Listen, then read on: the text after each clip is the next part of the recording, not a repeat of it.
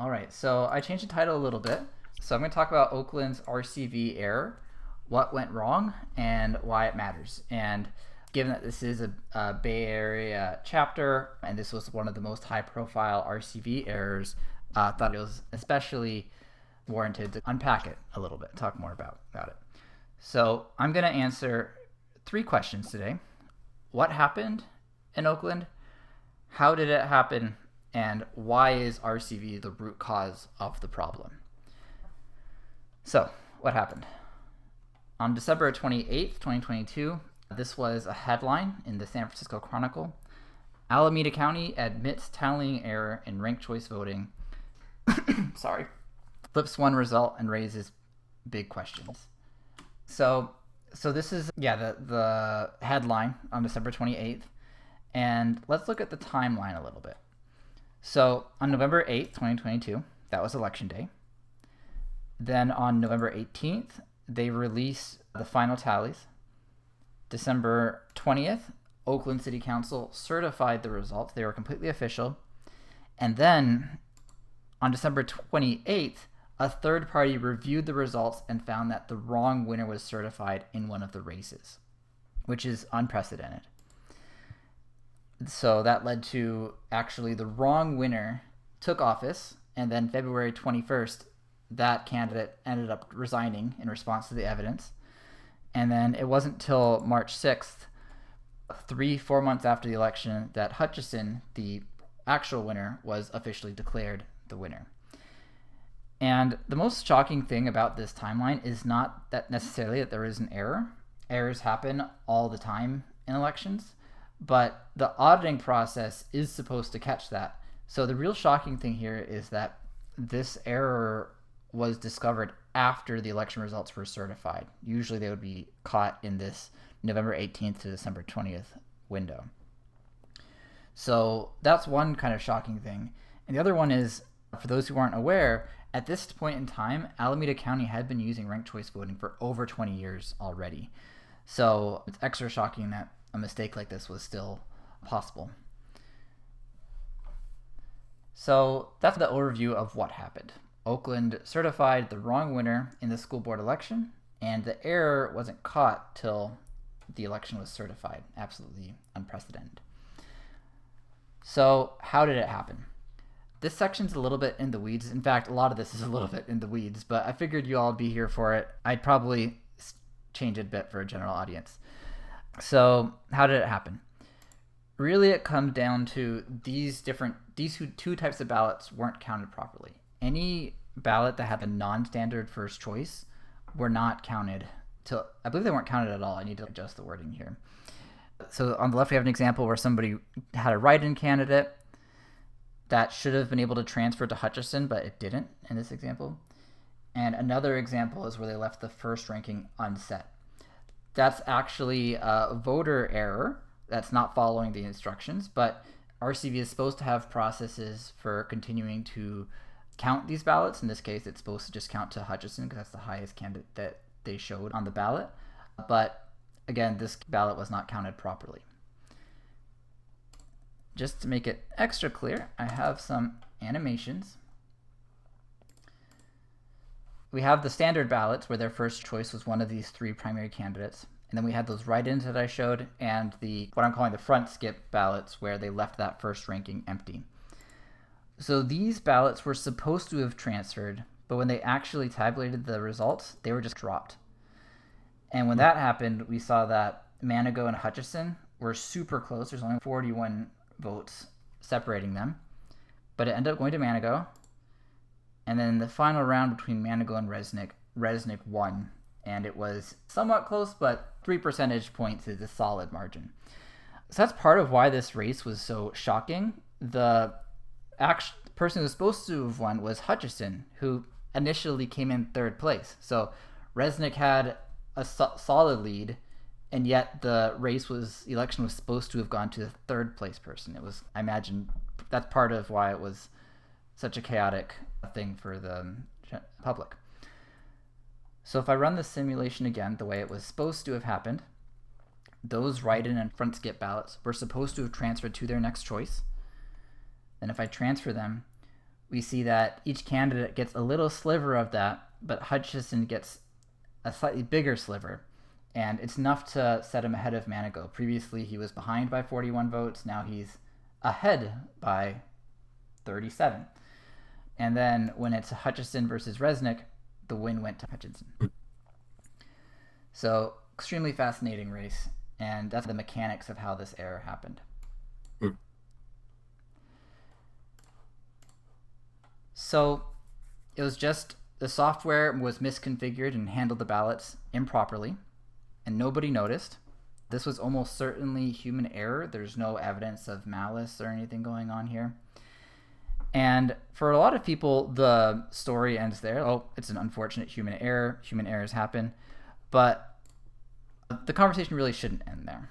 Human error is never truly the root cause. If you talk to any kind of systems designer person, if you have human error, you should be asking questions about how was this allowed to happen? How was this not caught in audits?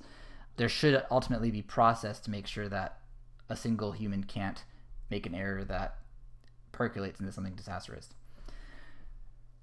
So that gets us into the third question.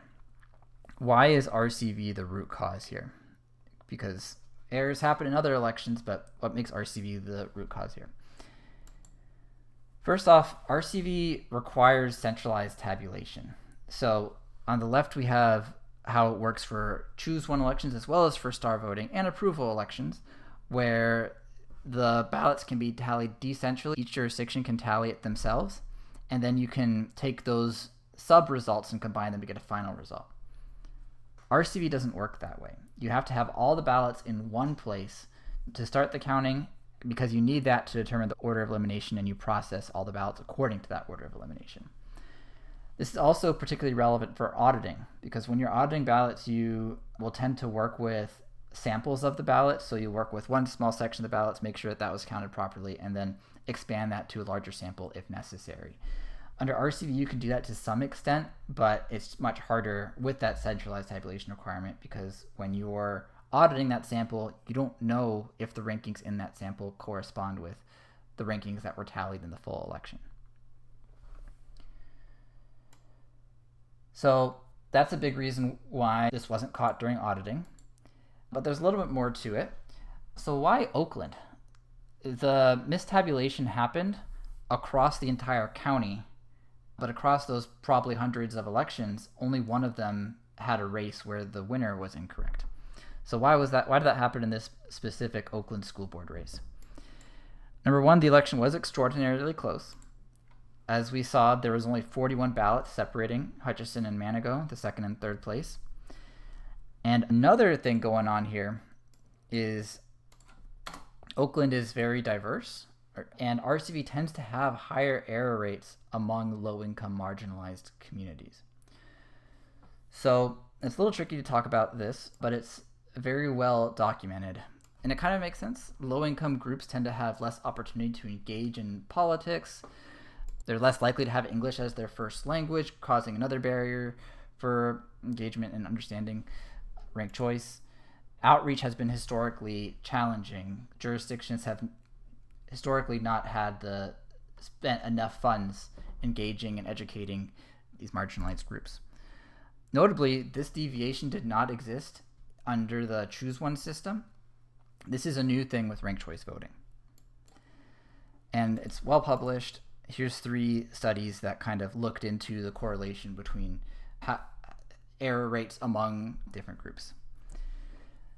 And just to show a map, this was not the school board election, but this was a map from the Oakland mayor election that year. And it shows how frequently errors occurred in the ballots in different precincts. Just to zoom in, we see here that in the marginalized areas, the error rates by precinct was as high as 23%, whereas in the less marginalized areas, the error rates are hovering closer to around 4%. So the actual error rates in RCV don't tell the whole story. If you actually look at raw error, at the average across everybody, it's closer to 5%. But the problem is that is not uniformly distributed. It's not the same groups having those error rates, and that's what creates kind of an equity issue under RCV. Way back when we distributed those error rate votes, we saw that a larger chunk went to Hutchison, and that's speaking to this is probably his base. Because if it was impacting all the candidates equally, then it wouldn't be as much of a problem. So that's that. This is a quote from one of the papers talking about this issue, and they said that in all of the elections we examined, some voters were more at risk of making these disqualifying errors. The inequity is exacerbated in systems that require more voters, such as San Francisco's Board of Education and ranked choice voting elections. If those tendencies are fairly durable, and they appear to be, then the question becomes how high is too high. In close elections, the differences could matter. This was written 7 years before that election, and this was a well understood issue well before the election, and we had the information available to get ahead of this. So those are our 3 big questions. What happened in Oakland? Oakland certified the wrong winner in the school board election, and the error wasn't caught till after the election was certified. How did it happen? Human error led to some of the ballots being incorrectly tabulated. And why is RCV the root cause? RCV's centralized tabulation requirement makes it much harder to audit, and voter errors under RCV are uniquely problematic because it's more prevalent in low-income marginalized groups. And for my final slide, just some more reading if you're interested. This is the main paper I looked at producing this.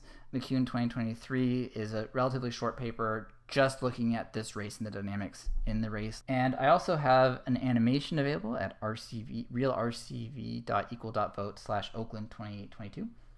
This is a screenshot from that. If folks have seen the RCV Change Alaska animation that used the same flow, it's replicated for this election so you can see exactly what happened. And that's all for my presentation. Are there any questions?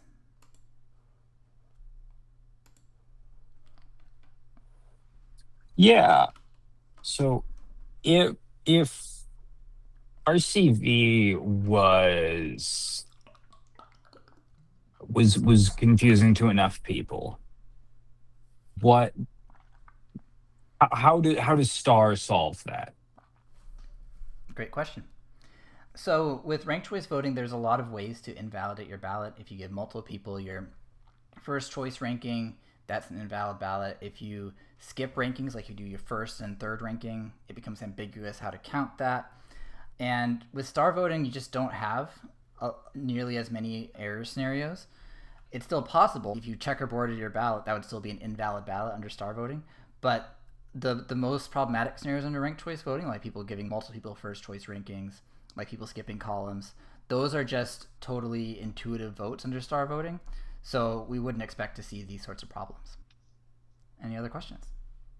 I wonder if the difficulty, I always have difficulty explaining how the auditing is hard in RCV. That's because to explain it, it's almost like you have to understand how the auditing works in a normal system and how that's an easy statistical thing versus RCV, but that's a level of math that is a little, I think, difficult for a lot of people, and even for me to explain that, I would say. I'm wondering if we could illustrate some kind of an example of showing it. Look, we sampled this small percentage, but it does look how that doesn't work out to the greater percentage, or I don't know. I'm curious if you had any thoughts around that while you were creating this presentation. Yeah, I'd appreciate a resource like that too. That sounds helpful. While creating the presentation, we have that centralized tabulation slide that we've used elsewhere. And Yeah. I kind of just rely on the principle that centralized tabulation makes it harder to work with smaller subsets of the ballots. I mentioned that that's like a fundamental principle in auditing. We have had questions about, wait, so how do they audit elections in California? Like they did an audit here, and why weren't they able to catch it? And what we found was there's different layers to the audit too. There's auditing that the ballots people cast match the ones that are inputted to the machine, and there's also auditing that the machine tabulated those correctly. And when we looked at it, I think the way they did it was auditing that the ballots that went into the machine were correct, I think that part was successful. But for as far as auditing the tabulation of the machine, they just counted the ranks and made sure that those matched up, which that would work if you're auditing a Borda election. But it's just insufficient for a ranked choice voting election. Yeah. But I wish I had an easier way to do that too, and that would be an interesting project to talk about to illustrate how auditing works. Yeah. Definitely. Are there any other questions or comments? Concerns? I'm not hearing anything. Did you have anything else you wanted to convey, Arend? I don't think so. Thank you, everyone, for hearing the presentation and for all the good questions. Yeah, thank you, Arend. Yeah, thanks for putting it together. It's really good. Yeah, sure. Absolutely. I knew the general shape of it, but not those details. It's like really relevant to our situation here. I don't think it's used all across Alameda County. I'm pretty sure it's not. I think it's Berkeley, Oakland, and San Leandro, if I'm not mistaken. But Alameda's who does the official tabulating. Right. You can correct me if I'm wrong. I think that, yeah. Yeah, that's right. Not all jurisdictions in Alameda use ranked choice voting, but all of those jurisdictions are using the same, registrar, whatever the term is. Agency, yeah, I don't know. Yeah, cool. Cool. Alrighty, moving on.